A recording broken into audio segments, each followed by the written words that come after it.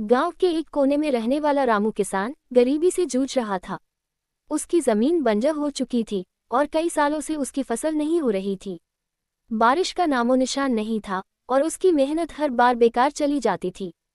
घर में पैसे नहीं थे, खाने के लिए भी दूसरों पर निर्भर रहना पड़ता था। पर रामू ने कभी हार नहीं मानी।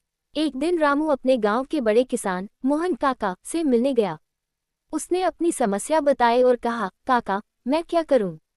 मेरी जमीन में कुछ भी नहीं उगता, मेरी मेहनत बेकार हो गई है। मोहन काका ने मुस्कुराते हुए कहा, रामू, जमीन बंजर नहीं होती, हौसले की कमी होती है। क्या तुमने कभी देखा है कि एक छोटा पौधा भी कैसे चट्टानों के बीच से निकलकर ऊपर उठता है?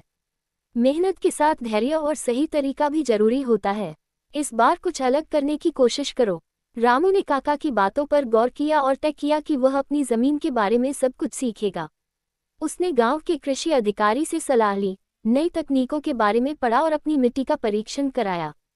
उसे पता चला कि उसकी जमीन को जैविक खाद और पानी के सही प्रबंधन की जरूरत है।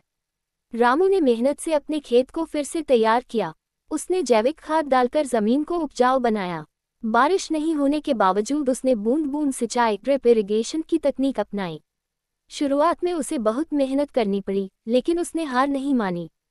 कुछ महीनों बाद रामू के खेत में हरी भरी फसल लहराने लगी। उसकी मेहनत रंग लाई थी। गांव के लोग उसकी सफलता देखकर हैरान रह गए।